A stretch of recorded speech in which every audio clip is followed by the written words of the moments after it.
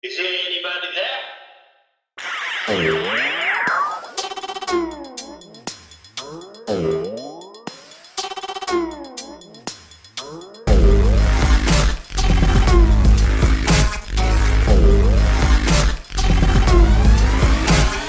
We are back for this week's edition of So You Want to Be in IT. We're a podcast aimed at those just starting their journey out in the vast world of IT. So we talk navigating the world of IT as a beginner, right? From how to break in, how to climb the ladder, certs, and office politics, management, and everything else in between. So we are your advocate on the inside of the IT world if you're not already here inside with us. So episode 11, Dean and I are back. How you doing, Dean? Hey Pat, long time no speak. Yeah, it's been a minute. Last week we our schedules got busy, so we did not put out an episode last week. So apologies to those who were looking for one. It never really came. So we have some great episodes coming up. So we'll totally make up for that in the next couple of episodes. So episode 11 is with us tonight. So we actually had something all planned out to talk about, which we'll actually save till next week. We are going to actually go rogue on this one. We have something completely different that we're going to talk about because Dean and I sat for the last hour or so. Dean, we've sat and chatted off the air sort of thing. And oh yeah, there's been chatting.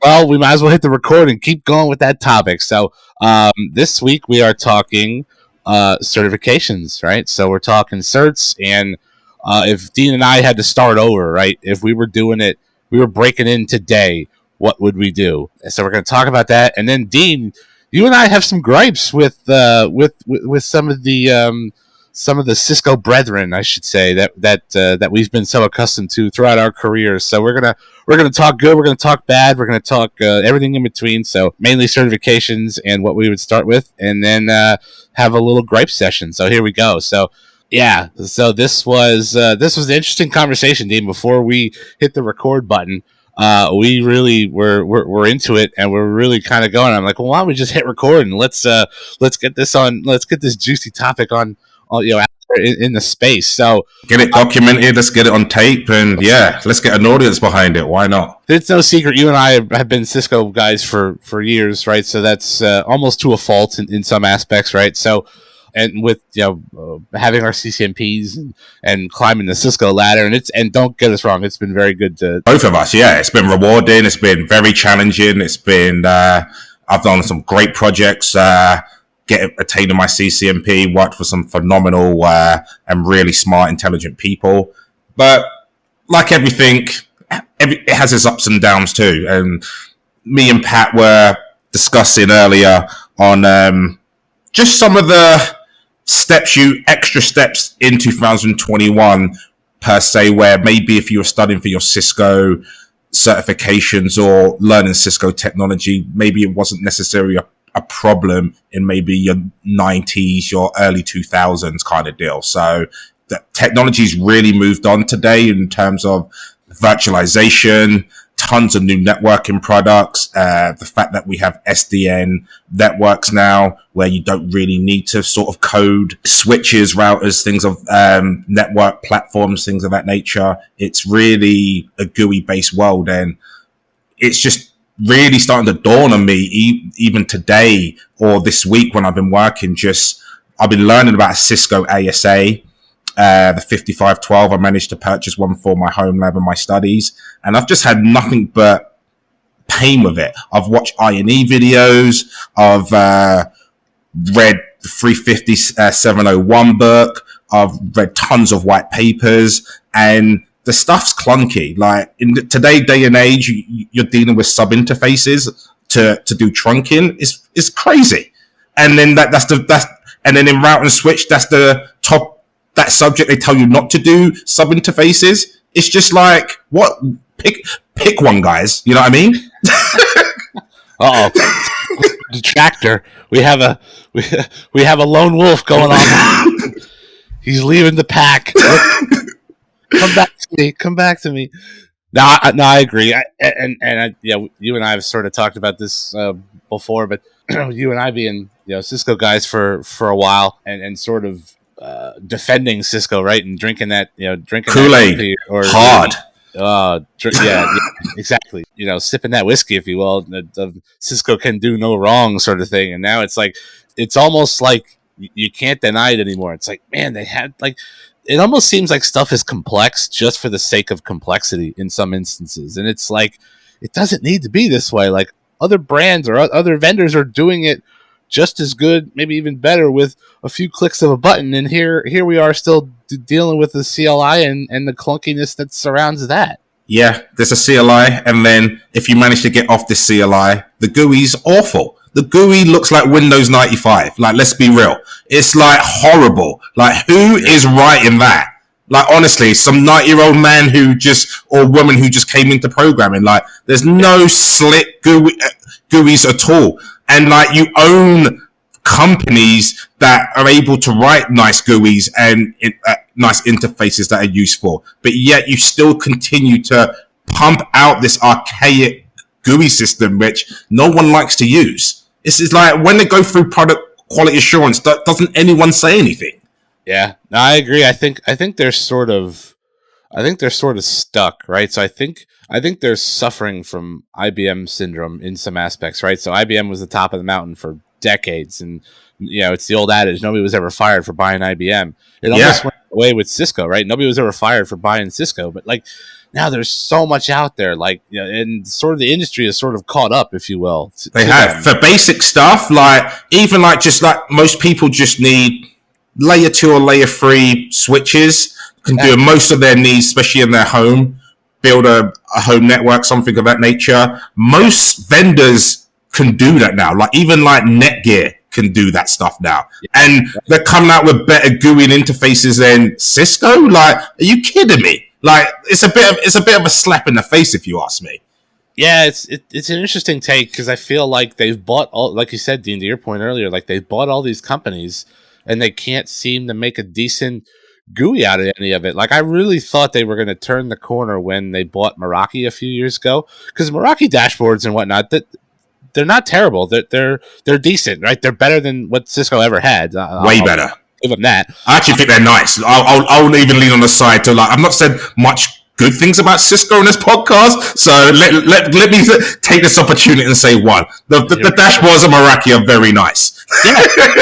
Yeah. Their APIs work well. Like, I really thought, like, Cisco was going to say, okay, look, we got some stellar studs over here in the Meraki world. Let's take them and bring it to our side to have them work on, DNA Center or, any of those, types of things. And it never quite got there. And maybe Dean, you have some experience with this before. Like, they've been through multiple iterations of their GUIs over the years. Like, the Cisco, I forget what it was called. It was like configuration portal for a while. Oh, configuration manager or something. Yeah, I remember that. Yeah, that was yeah. I almost feel like they're like the Google of the network space. They can never decide on what streamlined chat app they want to use. Like, Google's changed 1,000 chat apps over the last 10 years. I feel like Cisco is that with their GUI. They can never quite really get on one page of getting their GUIs right, and it turns a lot of people off, right? It does, yeah. For the old dogs like you and I, the old hardcore dogs, like, we can do CLI all day long. Do we want to in today's age? Probably not. I know I don't, but we can. It's not like we can't. But the newer class, folks that are listening to this podcast, hopefully, they don't want to deal with the CLI. They don't want to. Well, it's not just it's the CLI, but the jobs move. You have to learn more technology. You have to access more machines. It's not just a switch you're looking after now, or a router you're looking. It's so much more to it than that. So to do something simple can't be overly complicated. And I just feel like Cisco platforms, like the Catalyst line is the one I mainly work with. It's just everything's so complicated. So it's not complicated to me, but it's so much effort in comparison to a couple of clicks on the iPhone, and I've set up 2 VLANs and a default static route out to my internet provider. It's just like, how many lines of code is that for a layer 3 switch on Cisco? And not only that, even if you happen to know that, how many people know that? Right. I know there's the internet out there and stuff like that, but if you're only really geared towards that if you're certifying or you're in that arena, if you don't really care about like Right. networking that much, but you want something half decent and not spend 2 years learning CCNP level on how to attain that, and you just want something quick, like Cisco's sadly not the ticket for you. And I think that's insane. Yeah, I agree. It feels like they've let the rest of the world catch up, and they're still. I feel like they're still in the appliance business, right? Yeah, and for sure. It's an odd thing. I'll give you an example. So, at a previous company, I took a flyer on DNA Center, and obviously with companies' data center footprints shrinking, they didn't want an appliance. They wanted somewhere that they could put. And either it's a SaaS application, right? So it's hosted by the vendor, or some sort of virtual, like an OVA to put on a VM, or somewhere you can put in the cloud. Because that's how it's done now. No one wants a plug in a box. It's a totally perfect ask. So they had one. They had Cisco had a version of DNA Center that was SaaS. Okay, it's like, okay, great. Let me take a flyer on this, because at that point that job was a very large enterprise. So like dealing with all of those switches and all of those APs was a freaking nightmare to log into them individually. Right. So sure. I'm like, all right, let me take a flyer on this. Let's move forward. So I did, and we got it up. It was a little clunky, and the cloud version was not the same, or not on par at the time, was not on par with the actual appliance, DNA appliance. And that's how it natively came. It was an actual box that sat in your data center. Wow. It was top dog. It did a whole bunch of bells and whistles and yada yada. But again, it was an appliance. It was a physical box that you had to rack and stack in your data center. And it was like, so. Well, that's the other thing as well. Companies this day and age, like especially the one you moved to, they might not even have personnel to rack and stack. No. Like, I'm not even trying to be funny. Like, that might sound a little weird. Like, how can you be in IT and not know how to rack and stack? But like, think about it. Like, if you just got into this industry and all you've known is cloud for the last 18 months, what the heck? You might not have even seen a piece of hardware other than your home router to get out. Like, and that's completely feasible. Like, they might not even know how to use a screwdriver. Yeah, that's fair. Yeah, so we tried to, it was clunky. At first it was a little clunky, but you got used to it, and you sort of built it and blah blah. And then 10 months into this thing, a year into this thing, they come to us and say, "Oh well, the cloud version of DNA is not going to be offered to the end user anymore, like to the actual people using it. They were repackaging it and giving it out to the MSPs, and the MSPs would then brand it to their customers as, oh look, this is our management." Oh, so they're privately selling it, kind of deal. Yeah, they took it out of the hands of the end user and put it into the hands of the middleman. Is basically what they did. Because the middleman will pay more money for it. I was like, wait a minute, like, what am I supposed to do with this? I had like 40 switches in this thing now, 40 sites of switches on this cloud version. I was like, what am I supposed to do with this? And they were like, well, we do have an OVA version coming. It's not going to be ready till the end of this year. So, another 2 months or so. And I was like, well, okay, that's great. You're going to give me time to whatever. And they're like, well, we'll give you an actual hard appliance, an actual real DNA appliance, just stick in your data center in the interim, that sort of thing. I'm like, well, then I got to migrate to a physical box and then go back to virtual. That's crazy. That doesn't make a lot of sense. So like stuff like that is what we're talking about. Like it's unnecessarily clunky for the sake of being clunky. Like that. Yeah. It's not cheap. No, it's like let me take it one further. It's probably the most expensive solution you can probably buy. 100%. They were giving to us the actual DNA appliance for free as the interim, as a bridge to get there. Sure. If I was just a regular Joe Schmo wanting to get a DNA appliance, that is not cheap, my friend. That's a pretty penny. Yeah, it is. Stuff like that. So like Dean and I are obviously, we're Cisco thoroughbreds through and through, and don't let this last 15-minute rant persuade you from the network or Cisco world or anything like that. It's been very good to us. It has its place. I totally, to climb the ladder in the network arena, I would totally do it. But you almost have to now look at it like, okay, you can't stay there. You can't defend it anymore like you and I have for years, because it's like it's undefendable now. The rest of the world is sort of caught up, and they're still in the appliance business, sort of thing. It's like precisely. Yeah, there's that, and I still think that there's still a lot of great technology there. However, for me, I always thought Cisco was working on cutting edge technology, and now my perception is just it's archaic. It's just it's not new. There's no new ideas here. Even the stuff we're getting is not really new. If they're spilling DNA center, it's clunky. It's not really been thought out. I kind of feel like they're trying to rush a product to market to beat someone there so they can say they were first, but not really thinking about it and putting a decent product out. Like most network engineers I work with don't like Cisco products, like because they've tried something else. Like they've tried the new pudding or the new sweetie, and it tastes way better. It's just it's easier to digest. It's just, and it's cheaper. Like, and you don't. And why is it that you don't need a cert to use half of these products too? Like any schmo can, like, if you know what if you just have a vague understanding about networking, you can just weirdly muddle your way through that. But Cisco, you can't. Like, guys, like it's killing me. It's killing me.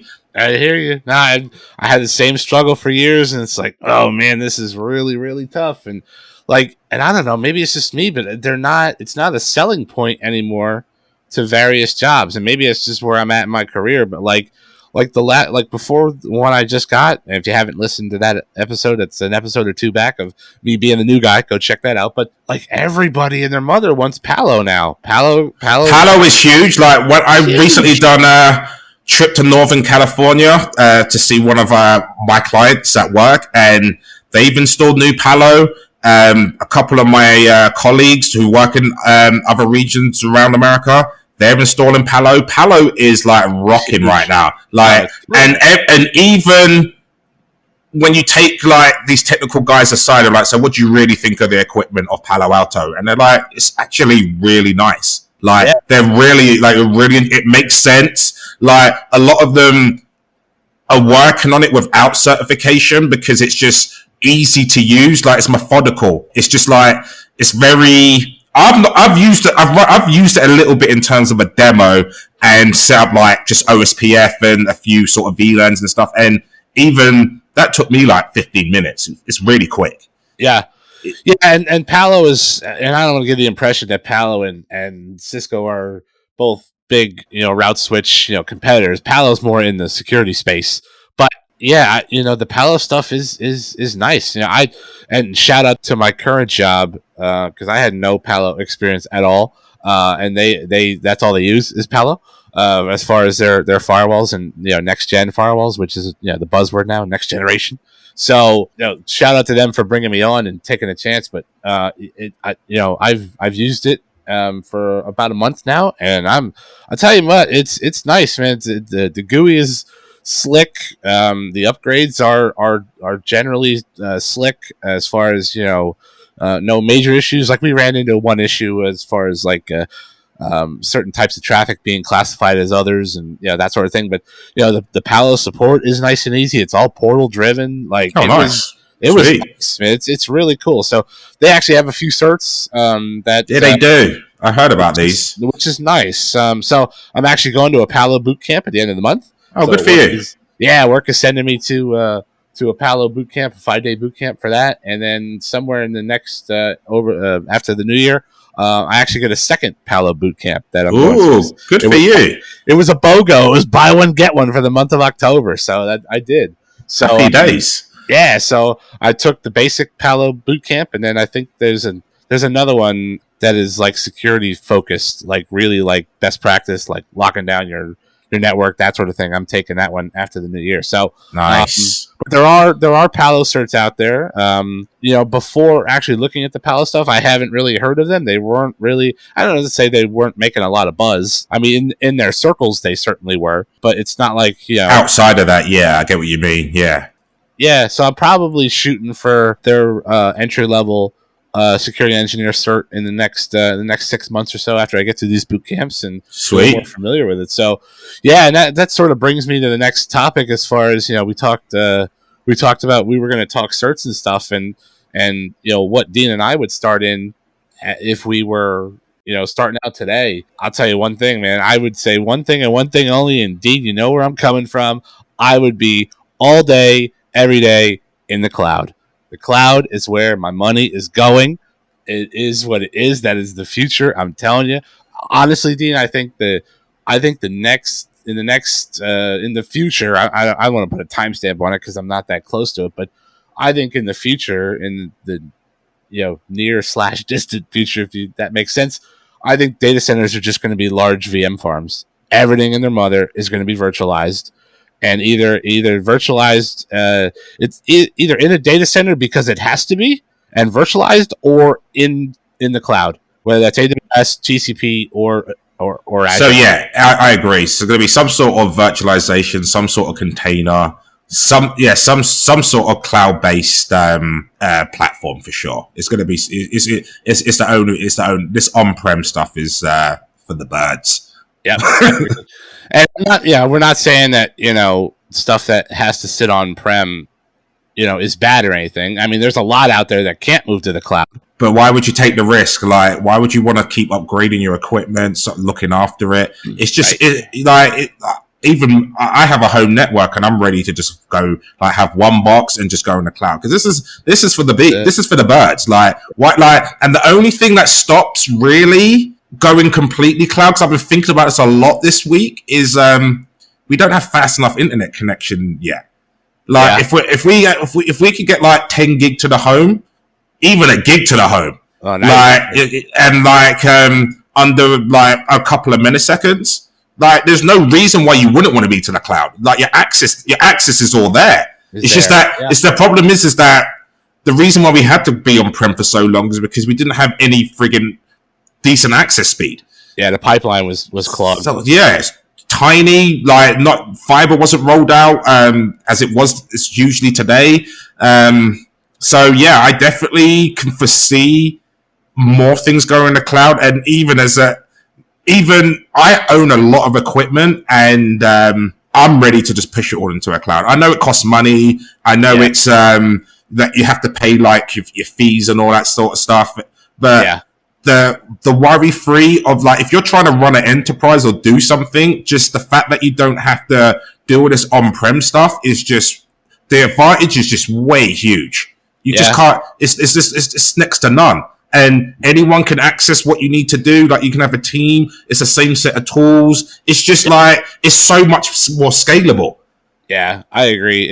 The cloud is totally where things are going. The cloud security, DevOps is another one that I would take a look. I'm not saying that there's not a place for on-prem or that there's not a skill set that can be learned, but you can always take that skill set and it's always going to be applied to the cloud. It's correct. It's just that everything what you used to have done is now going to transition into the cloud. It's so obvious. Yeah, it's a crazy thing. It's a weird time to. I don't want to say weird time to be alive, but it is a weird time to be alive with this major shift of everything going on-prem in these loud, really cold data center. It's just racks and racks and rows forever, right? Yeah. I used to work in one of those. Good grief. Yeah, let me do a shout out. Shout out to the old school Nokia team I used to work with. Colin Boosted, Lincoln Lee. Who else was there? Mike Graddon, Kenneth Shell, Darren Flynn, Philip, can't remember his last name, Alex Hill, Vernon Lewis, Matt Gorman. Those guys were special. Yeah, so we all cut our teeth on that sort of thing. But yeah, it's just this whole cloud thing is just so, to me, it's cool. But me personally, I like change. I don't most people hate change. Yeah, I hate change. I'm gonna lie. I'm an old guy. I might look young and I might come across I've not been doing this for that long, but I am definitely your typical 60-year-old grumpy dude. I don't want to change, but when it's clear and obvious like this, you know what I mean? You have to go with it. Do I really want to do another cert and learn the cloud, and then it's always going to be something. I'm quite comfortable in the Cisco world, but it's just like anyone with any sense and looking around how technology's going can see that the new next generation of network engineers are not going to be programming switches or things of that like that. So it's good. Like they might even have the boxes. Like the way we can't even get tech anymore. Anyway, we might actually not have a choice but to go to the cloud. Like you could, like Cisco is saying that they can't even get semiconductors to make some products. So so they actually might. Their next play might be like licensing their stuff in the cloud. To be fair, the backlog that they have is real at the moment. Yeah, I'm talking like 3 months real. Like, it's insane. At least a 3 month wait. I'm like, good Lord. And I don't know if you're aware, but their products are going up 7% next month too. Whew. So if you think about getting a Switch, you better put that on the order bucket now. I told the boss the other day, I was like, if we need something, we got to order that now because once you say go and I have to wait for parts, that's not going to look so good. So we'll see what happens. But yeah, no, I totally agree. I think the cloud is the future, and I think cloud security, DevOps is hot and will continue to stay hot. And obviously, going forward, it's a coding world, right? So any kind of programming language you can do, or any kind of developer, that's a safe bet. Oh my God, that's forget it. Like you know how to code, you basically write your own paycheck at this point. Like it's just insane. For sure. That kind of thing. I personally, I don't have that coding mind, and it frustrates me some days that I don't have the coding mind because I can barely get my head around Python and trying to push scripts out to things. Like I can barely get my head around it. Like I just don't have that coding mind. My cousin is actually at Penn State right now. He's a sophomore. I want to say sophomore, and I'm sorry if I forget it because I know he listens to this podcast. But shout out to my cousin Noah. But he's actually in their coding program at the moment. Like he's learning all that stuff, like C and Python and C+, and like he's doing the coding thing. I'm like, dude, do it because you're going to be able to write your own paycheck. Like it's it's not even. I think it's not even able to write your own pay. Is that? But there's also, I think coding's got to the point now, even if you want to do something for yourself, like computers, like are customly built in terms of like the applications, like what you want to do might be very variant or very different to someone else. And you may need something that maybe no one else might need. And in order to create that, you need to be able to think of that and program it. And it's even... Like I've been playing with my HomeKit today, and I just got this new hub, and I'm able to, like, it's even gave me options and able to like program the lighting system in my house, kind of deal. And I'm just like, that's just how prevalent it is. Like, even you don't need to be as fancy as that. Is what I'm saying is that coding is in every aspect of our world. If it's not for your job, it's something you could do for your entertainment, your home. It can make your life a little easier in terms of like giving you data or reporting things back. Like it's just endless. And then if you're able to think in that kind of way, you can obviously write programs for people who are unable to or who need those custom things. So it's really cool. Like I write a ton of programs for my job just so I can like automate a lot of stuff. So it's, you know what I mean? You just like the mundane stuff is just like, and you can start small. Like when you say you don't have a program mind, like I used to say that. It's a funny thing you say that because I used to be in the same steps, and then you just have to persevere. But I would honestly say that for the network engineers who struggle with programming or the concepts, just find a decent project to work on, something that's like meaningful to you, and just start really small. Like just like I started with. What was my first? What I wanted to do was my first ever piece of code was all I wanted to do is log into a switch and change the name. Literally, that's it. That's all I wanted to do. Started there. Cool. And then built from there. I was like, okay, now I can change the name. Let's build a VLAN. Right. And it's just you literally just it's just baby steps. You just do, and then you find that the piece of code that you use initially you would start to use it. You start using code reuse, so you use it again, or you might put it in a function to make it a little bit more elegant, so that you don't have to. So your code doesn't look clunky or repetitive, if that makes sense. Yeah, no, that makes sense. And I was sort of starting to do that. Like, and shout out to David Bomball, who's a great follow on Twitter and Instagram and all his socials. He's a fountain of knowledge. He is. That dude is legit. So shout out to him. But if you guys are interested in coding or just Python in general, because that's the space Dean and I live in, that's the most popular language. He has a fantastic Udemy course on Python for network engineers. So it's sweet to the network guys like you and I, Dean. So if you're interested in that, go check that out. I took that probably about a year and a half ago, and it really did sink in some things. And like Dean said, by the end of the video series that we did, or the course that I took, it's a full functioning Python script that like you said, changing the host name, changing to this, changing to that, and it just built, and now you have an actual legit Python script. So it's smaller chunks is always easier to digest, and which is awesome. So yeah, I think like I said, programming and coding are the way of the future. I mean, everything is code now, right? All the smart home stuff, all the smart dryers and washers and lights, and it's all gone to code now. Yeah. Which is good in a way, because it allows you to like really program and customize your own like piece of equipment. So me and you could buy the same product in Home Depot or Lowe's, for instance, and like we can use it in two completely separate ways, because like I might like green lights and you might like blue lights, for instance. Like, you know what I mean? Or you might like when your door opens, the light goes on, so it's like it sees a sensor and then it does a change, and you might not want that feature, for instance. It's just like you can use it in so programming allows you to take one product and just customize it to the person's exact needs. It's actually really nice. I think it's nice because like I look at it as like a tailored suit specially made for you. Like, you know what I mean? Nah, I hear you. That's a good point. And I think it's like you said, the coding world is so customizable, and the Internet of Things, and we talked about that with Chris Reese last episode. Oh yeah, shout out to Chris. Yeah, that was awesome. Again, if you haven't checked out that episode, go. Phenomenal. That was a great all episode. About security. Hell yeah, that was great. So like Internet of Things, and like as cars get more sophisticated, even more sophisticated than they are now, like that's a huge thing. Like literally the whole world runs on code. So if you like that coding aspect, you're not going to be short of any sort of opportunity. For sure. People will be knocking on your door for sure. Oh, God, yeah. 100%.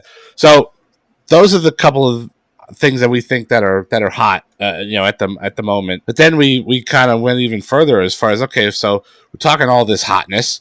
What's actually out there for certification wise? And I think we have a decent list. And to no one's shock, or at least not to my shock, the top 3 paying certs out there right now. 2021, right? Yeah, I probably should say that. Yes, Thank you. Yeah, the top 3 are cloud.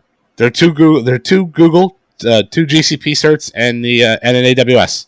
So, like I said, the cloud isn't going anywhere. The cloud is obviously the future, and if you know the cloud, you're making some really, really decent bank. Not only that, it just dawned on me, like looking at this list again, that the AWS cert is only an associate cert, and it's still number 3. That's insane. It's absolutely insane.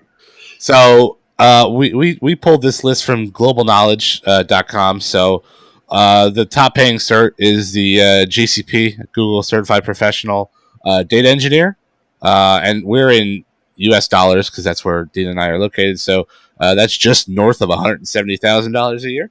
And then the second one is GCP Cloud Architects, that not too far down the list at $169 a year. And then the number 3, like Dean said, AWS Certified Solutions Architect. That's like Dean said, that's an associate degree. So that, I don't want to say it's entry level, it cheapens it, but like that's the bottom. It's starting though, isn't it? That's where you start. So That's why I'm surprised. I'm not knocking anyone who has it. I don't have that, but I'm just surprised that at that level, like, what are you looking at for professional then?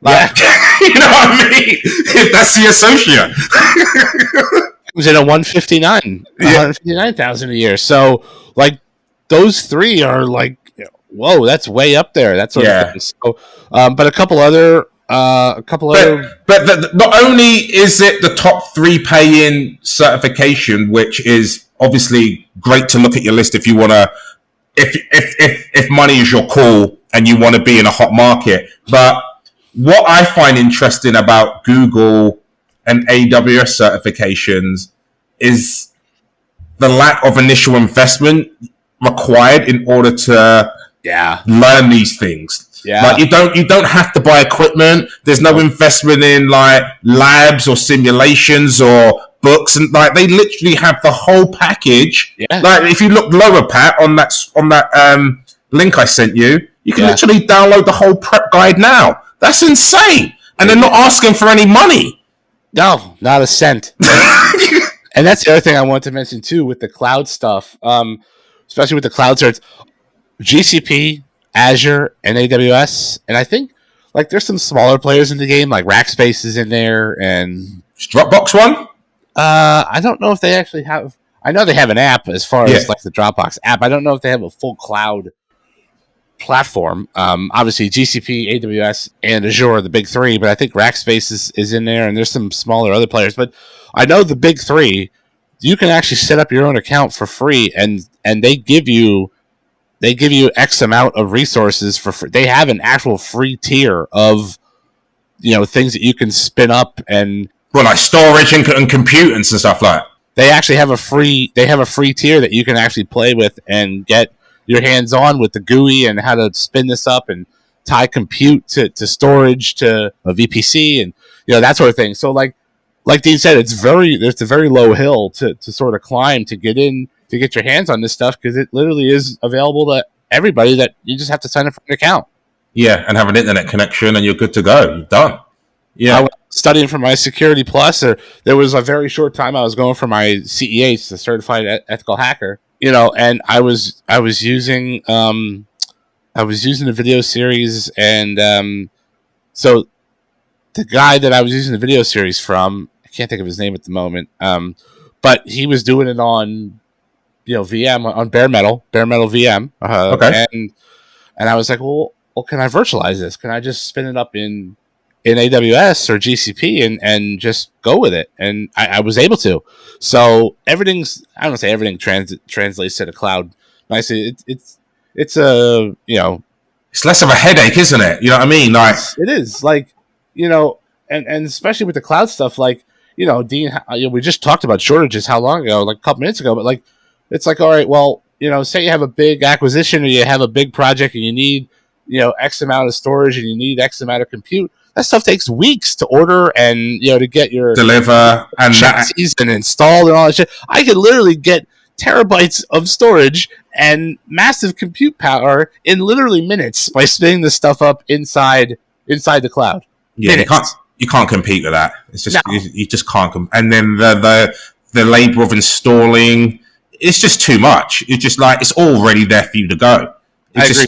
It's just you just to scale, and if you actually want to do some work or do something quickly, you just can't rival that. It's just it's actually phenomenal, to be honest with you.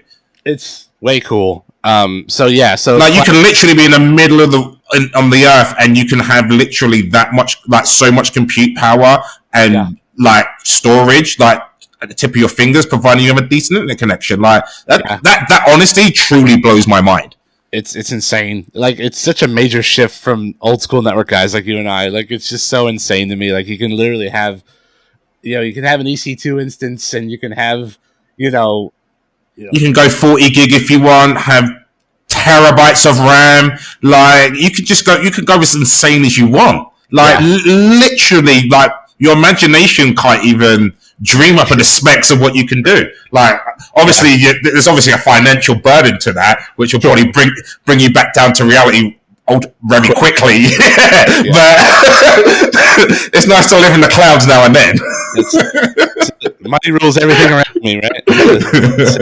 Yes. No, I agree. So yeah, I mean, but for general studies and to really get your hands on stuff and all this stuff to they made it easy. They made it super easy. Yeah, they made it they made it really easy for the folks coming up. I'm actually a little jealous. I'm not gonna lie. I'm actually like the fact you can get a GCP and do it all online and they give you all the stuff. Like it's phenomenal. Yeah, it's so insane, and and the AWS stuff that's not slowing down anytime soon. They're coming out with new products almost all the every time, week. It's almost every week. Like it's so insane. Yeah. But that sort of thing. So and Dean, just to give a comparison to the folks out there, like what did it take for us to spin up an actual network simulation years ago? It was a lot of work. It was images. Begging, borrowing, and stealing images. I had to plead, I had to promise my firstborn to get GNS3 to work right with the damn image. It's so hard to get GNS3 with a VM image. Half the time it wouldn't see it. Then if you had to have a decent computer to spit up decent stuff, and then you had to find the actual Cisco images, and then you had to integrate it, and then sometimes it didn't integrate right because your image was a little wonky and not the one they expected. It's just it's a lot of moving parts, and don't get me wrong, it adds more to your character, more strength to your character, I suppose. But when you just want to, I just think it's just the pursuit of learning so hard. Like just to get into the arena of learning with Cisco is sometimes very difficult.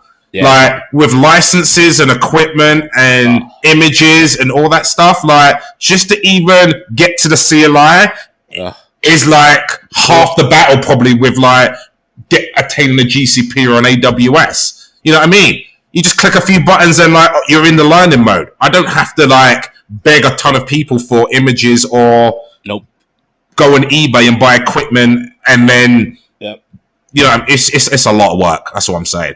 And to be honest with you, I'm kind of getting to the point where I'm sick of it. To be honest, that's another thing too. Like Dean and I sit here and talk about Cisco certs, and we've climbed the ladder and all this kind of stuff. And I feel like we're Debbie Downers, or I feel like we're the the old man, get off my lawn, old man preaching right now. But it's but we talked about this before we hit record. It's like Dean and I both have our CCNPs, and it's like Cisco should have its own certification on just its licensing, because that is so damn confusing. I can't even begin to tell you how many headaches I've had with Cisco's licensing. It's not even funny. Hey, I've got a great question for you. What's a pack? Yeah. What the heck's a pack? They talk about a pack all the time. I have no idea what a pack is. Pack was just basically a serial number off the damn thing. And they call it a serial number. It's just so again, they make it unnecessarily complicated. It's crazy. I know. So I digress. And then no. Well, you set me off now. And then on top of that, you have to have a service contract to upgrade your equipment. So no wonder America's getting hacked left, right, and center. It costs you an arm and a leg to buy the equipment. Then it costs you another arm and a leg for the service contract, and then when you just don't decide to renew the service contract anymore, you don't get software updates. That's pretty shitty. Yeah, I know. It's crazy. In this day and age, you don't get so what? I buy iPhone and I don't get software updates if I don't buy the new phone. That's just it. It's just ridiculous. Why wouldn't you give people software updates? Software updates. How tight are you? Software updates. That's insane. Why wouldn't you want your customers, regardless if they're active or inactive, running the latest version of your software? That just blows my friggin' mind. The fact that they do not give you free software updates. Yeah, I hear you. Yeah, licensing should be its own beast and its own certification, because it's just licensing is one thing, and I'm happy to pay for the licensing fee. Yeah, it's features, it's things you can attain. It's going to make your network better. It's enhancing the product. But software updates. Right. Can you imagine if Microsoft charged you for software updates? Right. Yeah, that's a take. Yeah, I hear you. It's to me, it's foreign. It's crazy to me. I'm surprised they allow it. Chuck, if you're listening, fix up, man. I hear you. All right, so as we walk Dean off the ledge, or I should say back from the ledge, the other cert that was on this list that kind of surprised me, well, I shouldn't say surprised me, but intrigued me, because I hear a lot about it, is the PMP cert, the project manager professional. So, like, those project managers, and that's a whole realm too. Like, you don't have to go super technical. Like, the project, the PMP is actually pretty decent. I know a few people that have had it, and they seem to, their careers seem to jump forward leaps and bounds when they put those letters behind their name. So I feel like that was for I don't want to say non-technical cert, because you're dealing with technical people, but for the rest of these certs on here are technical based. For that to be number 7 on this list was intriguing to me, as far as from the project management side of the house. Yeah, I'll give you that because due to most PMPs or project managers you work with they're technical in some realm, like they discuss technical things, but they're not really. They're definitely exchanging the conversation to like your technical consultants, your network engineers, your technical specialists, things like that. In the conversation, they're just grouping people together and making sure that a project's done on time and that people have their resources and things of that nature. So yeah, I think for coming in at number 7, it's pretty decent, to be fair. It's actually not bad at all. No, I agree. I feel like, and shout out to the project managers that I've worked with. You know who you are if you're listening, but their job can be sometimes. I feel for them. I feel for them a lot. Project managers are hard, and then not only that, they're not even. Some of them are not technically versed. So like, I've worked with somewhere like they're nice people, but they and they want to do a good job, but they technically don't understand the nature of the project or foresee how events are going to go, if that makes sense. So, and it's almost like they're herding cats too, trying to keep people in line and get everyone on the same. It's like like I feel for them. There's a lot of personalities there, put it that way, to manage. Oh, yeah. and they have to stroke a lot of ego. So yeah, they do a good, like, if you find a good project manager, like, it's the difference of making your project smooth or like your project going absolutely tits up, like really bad. So like, I like the project managers who from day one give you documentation on the project, the scope, presentation, like a kickoff call, like that kind of deal. Like the ones who really like grab the bull by the horns and then like let everyone part of the team and let everyone like be aware of the project and what's going on. There's some project managers who are just let them just figure it out and like not check in and stuff, and it's just like you wondering why the project went south. or they basically push a lot of their responsibilities onto the technical people, and as technical people, we're not, at least me, I'm not organized in that fashion that they are. So like they push a lot of their responsibilities onto the technical people because we're the ones pushing the buttons, and then that's usually where the ship goes south, because now you're trying to put too much on one person or the technical teams that it's just not their strong point. Yeah, the PMs need to stand up and have the talks and speak. I personally feel for the engineers. Yeah, like it's not. I need to tell the project manager the state of the project and my place in the project. Perhaps like maybe if disasters happen or things are not going well. However, I don't feel it's my duty to vocalize that to the team. The project manager should realistically do that. Right. You know what I mean? It should really be project manager to project manager, and then like they've dismantled the information to their teams. But like an engineer shouldn't really be talking on behalf of a project. I think that's a little ambitious and a bit too much, if you ask me.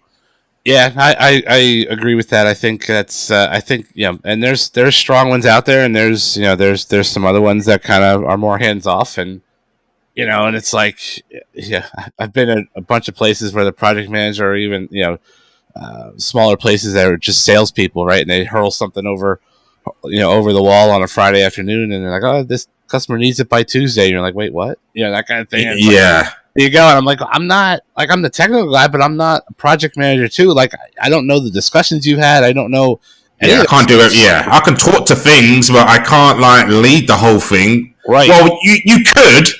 It's not like you can't do it. You can do it, but Yeah. just because you can do it, you can drive with your feet. Shouldn't doesn't mean you should do it. You know what I mean? Exactly. I can drive blindfolded, but it's really necessary. Exactly. It is not. No, Precisely. So yeah, it's not like you can't do it. It's just you shouldn't really do it. It's not. Yep. No, I agree. Yeah. So shout out to the project managers out there. They do have some tough skin and some. Oh, really, they earn their corn. Trust me. Some days they really earn their corn. absolutely. So something if the project managing and that sort of detail tickles your fancy, the PMP is the top of the mountain for that one. And like I said, it's number 7 out of 15 on this list. So it's right in the middle. So I found that interesting, and I'll kind of move this along a little bit, but like the major ones on here again are cloud. The cloud. The top 3 are all cloud. The next 3 are all security. Right? It's risk management, the CISSP, which is a big one, and then CISM, the Certified Information Security Manager. So you notice that security, all the security certs are kind of like management or system controls, but nothing's really engineering. If that makes sense. Yeah. You notice that? Yeah. There's no like pen test on here or CCMP security or CCIE. Like it's really interesting that the security jobs are all like, it's not like they're not security jobs, but you're not going to be playing with the equipment kind of deal. You're going to be doing change management and you know what I mean? It's a broader view. It's a view than rather sitting there and trying to hack in using Nessus, that kind of thing. Yeah. I find that aspect really, really interesting in the fact that when people talk about security and the money you like to be made in security, it's not like those jobs there, although they seem very well paying, don't sound fun to me. Yeah. That's just my personality though. I'm not saying that there's people out here who listen to this might not enjoy that job, but I like playing with the tools, like being on the equipment, on the platform, learning stuff, like those kind of jobs. I don't foresee you able to do that kind of deal. Yep. It's more looking at, like you said, holistically, putting plans in place and then farming that out to other teams to do. Yeah, I feel like that's more of like a manage, like these 3, the security certs here, especially like CISSP and things like that. It seems to be that you're above people and you have people below you pushing buttons, but you're responsible for things like security and risk management and asset security and IAM, which is identity and access management, like those sorts of things. Like people roll up to you. Yeah, like change control. Yeah, all that good stuff. Yeah. Yeah. Doing the approval kind of deal. Exactly. Making sure your security posture is, airtight versus, doing everyday, changes and, things of that nature. So I mean, like I said, there's a ton on here. Again, it's globalknowledge.com. It's the top 15 paying certs.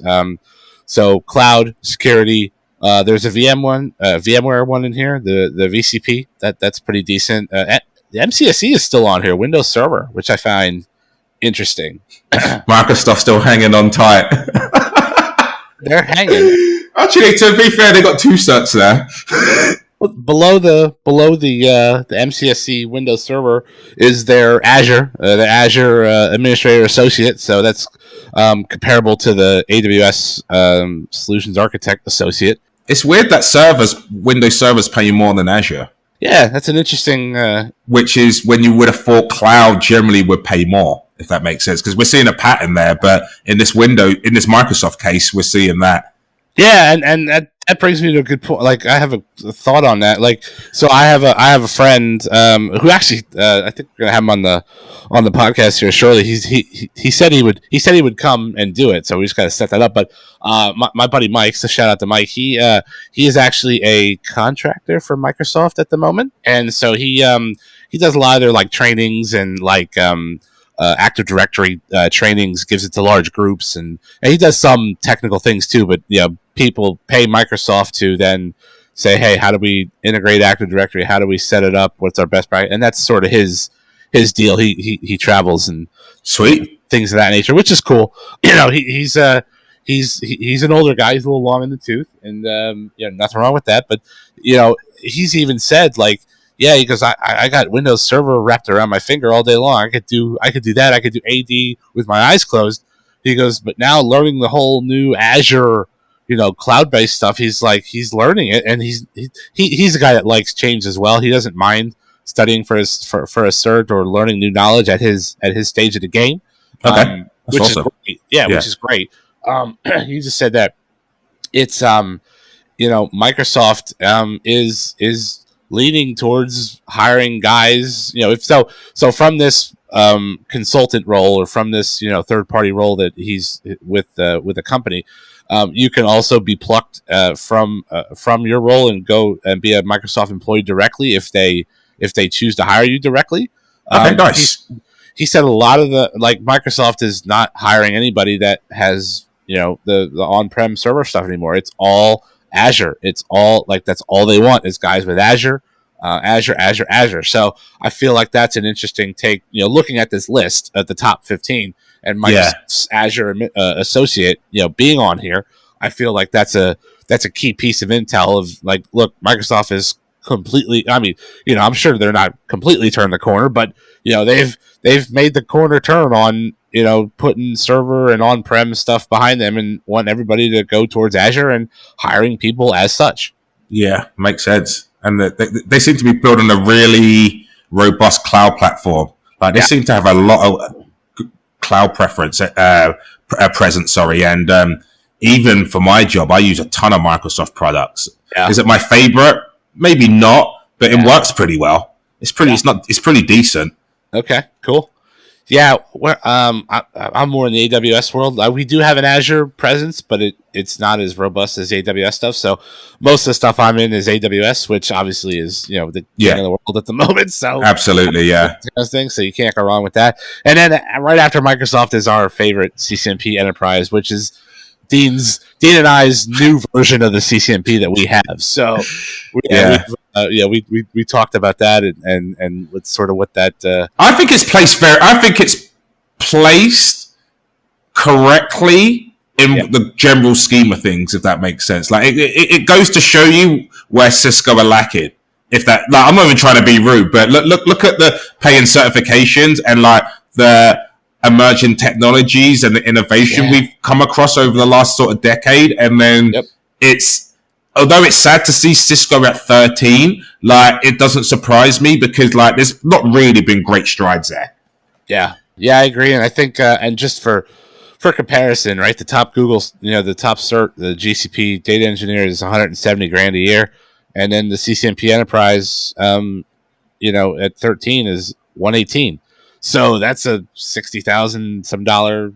Yeah, that's somebody's salary literally for a year. That's most people's average is $60,000. It's holy shit!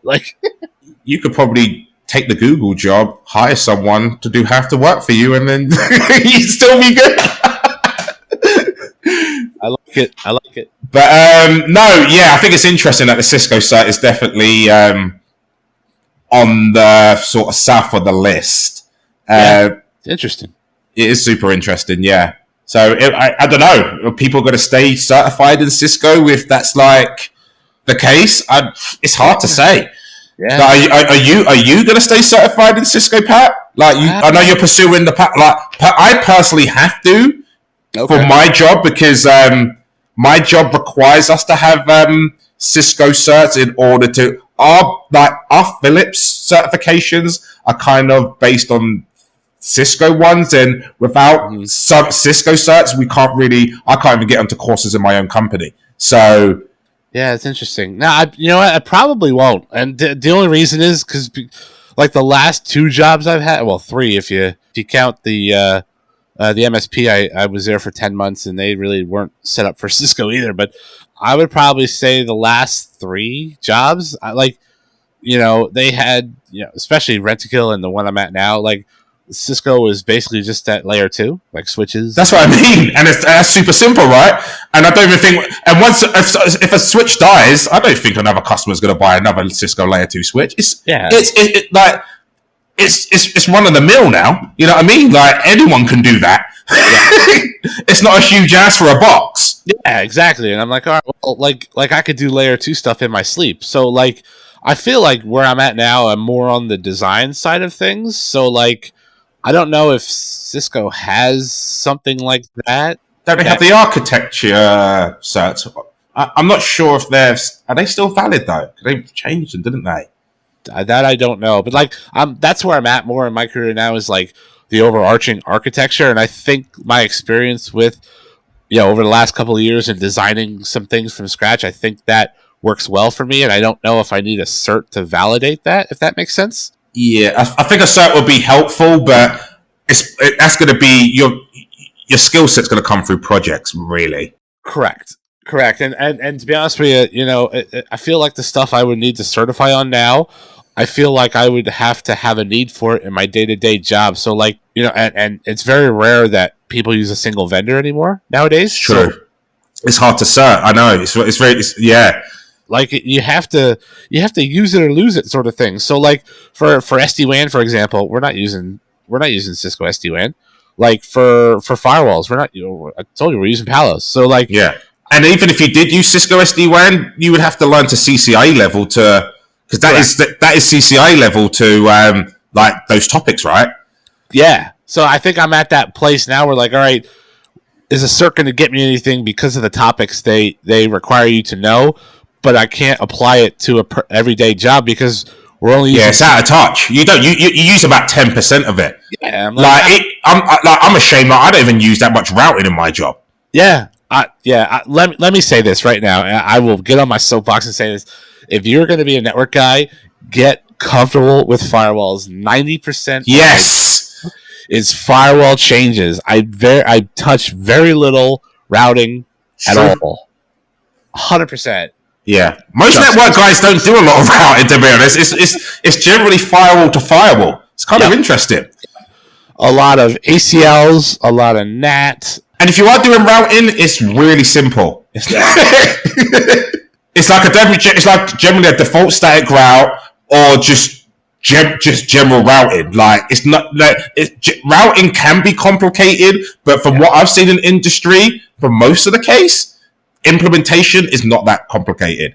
No, it's and like even and we've talked about this before. Even like the simple BGP stuff, and I hate to use simple and BGP in the same sentence because it's not. But just doing an actual peer, just a peer to peer with a that's simple. Yeah, it's a simple thing, and like if you don't have that complex of an environment, you're not doing any sort of complicated BGP stuff. You're not playing with AS numbers or prepends or route metrics or any of that. You're not doing any of that. Like you're just doing a peer. You're letting the natural BGP route selection do its thing, and off you go. Like even internal, Dean, right? Like who has a network big enough now, especially with the emergence of SD-WAN, who's doing OSPF over multiple sites? Like no.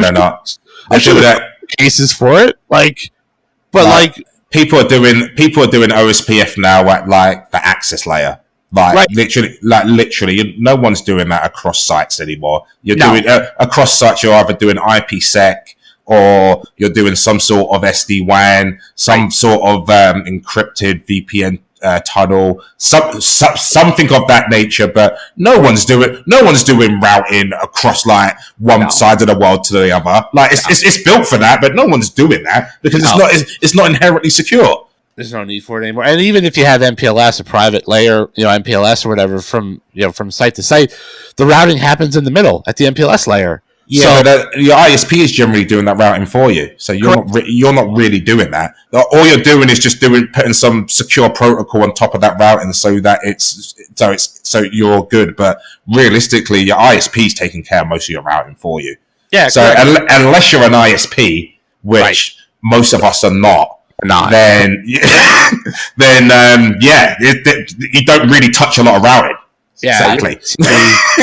You're basically just peering to your edge, whatever edge. Yeah, you're peering to literally. I kind of feel like you're just doing layer 2 and some sort of encryption. And then the ISP is generally doing the routing for you. Yeah. And even now with the emergence of SD-WAN, like the MPLS is going out the door. Like MPLS is way expensive. It's way overkill for what people need. Like SD-WAN, put 2 different carriers into an SD-WAN device and let it build the tunnel and be done with it. Like yeah. It's so like I don't know. I'll get off my soapbox, but it's not as complex as it was when Dean and I were breaking in. We had to learn all this shit. Hell, I had to learn frame relay for my CCNA. It's like, who the hell uses frame relay anymore? Me too. And I like frame relay. Jesus. I spent a lot of time in Nokia on frame relay, so I've got an affiliation and a love for it. And I remember my days like in early 2000s being on call and working on the Alcatel-Lucent switches, frame relay switches. And frame relay never really made sense to me in a respect that it stopped working, you would set a circuit and it would work again. But there would be no explanation to like why it would stop and then why the restart would bring it back. Like it was just frame relay was a real myth. That was the cloud. Like that was a real freaking mystery. And we've said this previously before. Like, look, like, IP is IP. IP hasn't changed in forever. It's just how it's delivered. You just got to know what the next flavor of delivery is. That's all it is. Sure. Well, it has changed. You do have version 6, but I do get your point. But no one uses version 6, so yeah. So I think we kind of rambled, but that's all right, people. Whatever. Yeah, I think this was a good one. We're right around that hour mark, or just over the hour mark. So yeah. So we totally had we had something else completely planned, and then Dean and I talked for a good hour before we hit the record button. We're like, let's just keep going. So here we are. So that kind of formed into the episode today.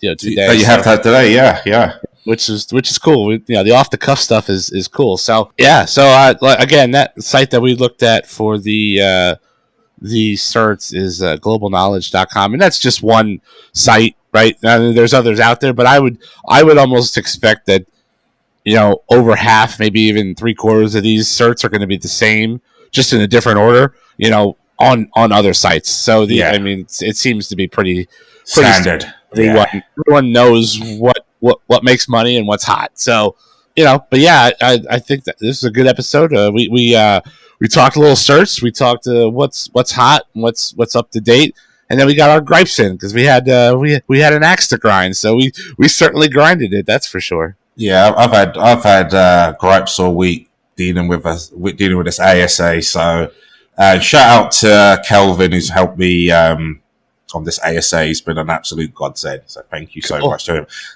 But yeah, appreciate you guys listening into our stories and our good times and low times. It's been phenomenal. But yeah, we just wanted to give you a spin, and honestly, I obviously can't speak for Pat, but if I was starting this whole IT career again, and it's been really good to me, and I would start it again if I was just coming out of college or school. There's no two ways about it. I'll be going straight for that cloud. There's I wouldn't even bother. I wouldn't. No disrespect to Cisco or VM. I would just go straight to that cloud, straight to either AWS or Google. I think it's between those two to be fair. Those are the big two. Yeah. I really do. I think that's a safe bet. I'm in the same boat.